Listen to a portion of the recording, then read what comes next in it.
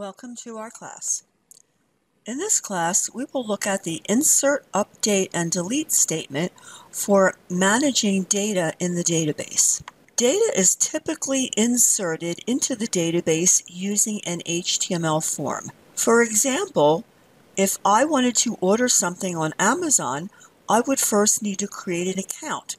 So I would be setting up a record in the database. They would be giving me a unique ID, and I would be using that ID to track my orders. When I go back to Amazon, I would be logging in with the email and password. They would be verifying it so that I could use their services.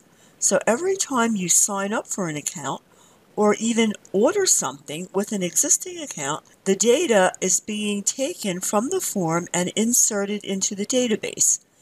So this is very common and very important because you need to, number one, understand the structure of the database in order to make sure that the data conforms to the data types in order to be successfully entered.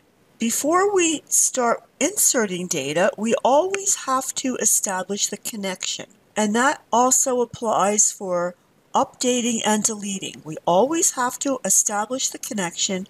And here we have the two different ways using the MySQL object-oriented approach and the PDO approach. So the insert statement is the same as the insert statement we learned earlier with MySQL database. And this is used to add a new record. You can only add one new record at a time. So here we have insert into. We've already made the connection to the database, so now we have to specify what table name in that database are we inserting the data into. Then we specify the field names. Here again, these field names need to be identical to the field names in your database.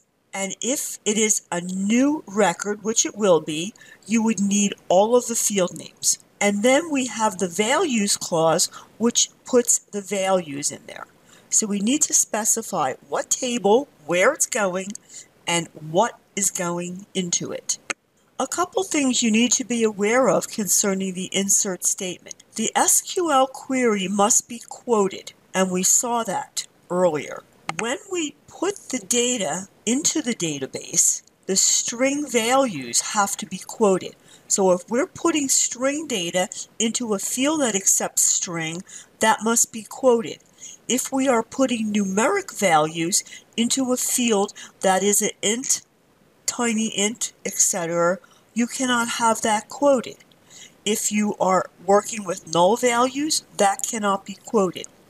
Another very important concept, if there is an auto increment in your database, if that is a field, the auto number field, which is very commonly used for a primary key, you do not need to have that coming in from your form. That will automatically be updated. Another commonly used automatic field in the database is a timestamp, the time that the user signed up or the transaction was made. Here again, that would be the exact time. You do not need to be sending that over. That will automatically be entered for you. So what I would like to do here, I would like to contrast and compare the select statement, which we used last week, with the insert statement here. So the first thing you always need to do, you need to have your SQL statement, which you should be getting and testing from the MySQL database. Then you need to use the connection object to process that SQL statement. And in MySQL we use the query method, both for the select statement and the insert statement. Now notice when you insert something, by default, no results are going to be returned. The select and the insert are pretty much identical in MySQL outside of the actual SQL statement. Now look at PDO. In the select statement for PDO, we need the prepare method, which accepts that SQL statement, and then we call the execute method on that SQL object. When we're inserting the data, it's a little different. Here we have the SQL statement, and we are sending it to the exec method. And it's using exec rather than execute because no results are being returned. So in the demo that I have in the sample code, I am working with a table with 5 fields. We have the ID, which is an auto increment. Therefore, that will be automatically updated. We have the first name, last name, gender, and age. And we need to be inserting data into these fields. 3 of those fields are text, 1 is a number.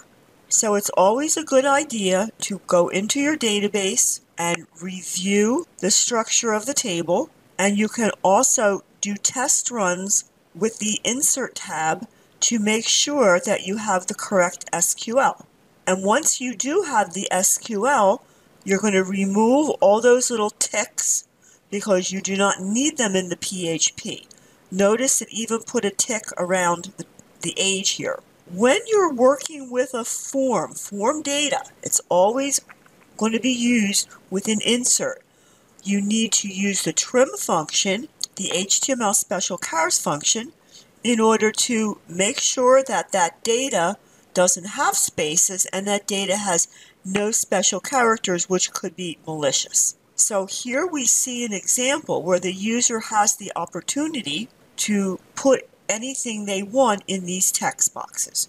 So we need to guard against that, and this is how we would do it. There's a couple other things that you need to be aware of. Supposing the first name or the last name might have a single quote in it. If that single quote were to get inside of our string, that would be a problem. So what we need to do, we need to escape that. And PHP has a very nice function, add CS slashes. And what it does, it takes 2 parameters, the name of the variable that you're checking and the character that you want to escape. Another thing you need to be aware of, the text boxes return text data or string data. If we're asking for their age, which is a number, it's going to be returned as text. We need to convert that into a number before we put it in the database, or we'll have a type mismatch and an error. And this is the int_val function, the PHP function. So once we've done all that, here's our SQL statement. Now remember, it's easier to work with variables. So we have our $_post, our form name, our functions, and we're storing the ultimate result in 4 variables. And now in our insert statement, we need the 4 field names and then the values. Now this may not sound normal, but you would think that, well, that's a text value in a variable. Why do I need to put quotes around that variable name? Well, you do, so that MySQL knows that is string data coming across. If you do not quote that variable, you're going to have an error. Now notice age. Age is not quoted because it is holding a number. Let's take a look at updating and deleting. Unless you are a system administrator and you can go in and update and delete at will, which is very common. For example, suppose Starbucks wants to increase all of their prices by 10 cents.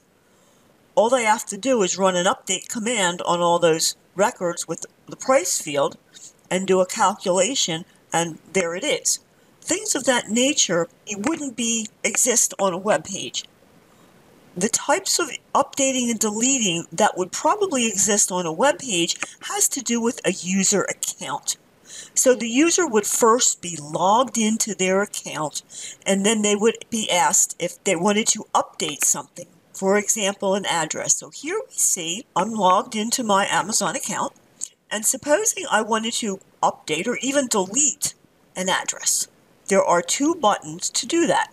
And based on which button I click, I'm going to get another screen. Usually, when you are editing or updating a field in a web application, you're going to see that data coming back to you inside a form. So what we're doing here, we are populating this form with the values. The screenshot on my left is coming from the database also. All that was a select statement, and it's populating that web page with my values. In the event that we want to insert this data back into the database, it needs to be in a form. So here we see we are populating this form element with the data, and this is essentially a select statement, and we have placeholders in the form for the values, and they're coming from the select statement in the database. Now, if I were to change some information and then hit a submit button, I am then inserting the data back into the database, therefore I'm updating it. I am going back and updating that. So the update statement is used to update an existing record or records. Usually on the web, it's just one record. So the SQL update, we need the connection first so we know what database it is. We have to specify the table name, and then we have the set clause, column equals value, column meaning field name. Field 1 equals 1 value, field 2 equals what value. You might only be updating 1 or 2. So depending on what's going on, your SQL might be different. You will generally have a where clause, some kind of condition. If you don't have a where clause, you're going to update every record in that table, which you do not want.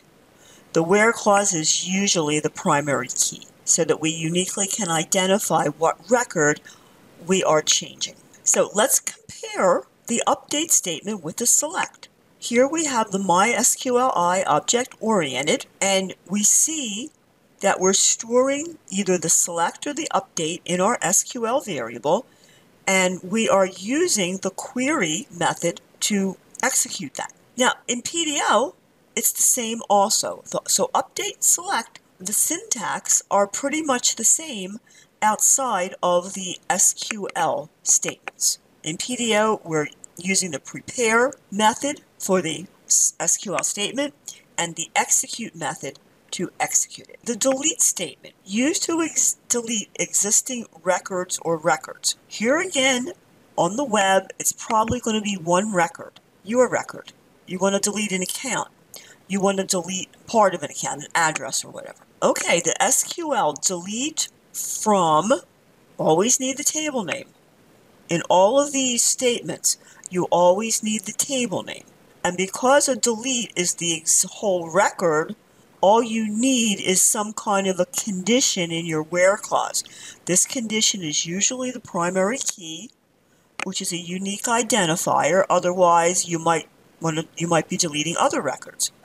Now, the system administrator might come in, delete everybody who might live in a different country or something, for whatever reasons, but you generally don't see something like that on. Now let's compare the delete statement here. With MySQL object-oriented, it's pretty much the same as the select statement. Again, you're not necessarily returning a result set, so you don't need to store that anywhere. With the PDO, it's a little different. Although you don't necessarily need to use the prepare statement. You can store the SQL statement right in a variable, and again, we're going to use the exec method because no results are returned.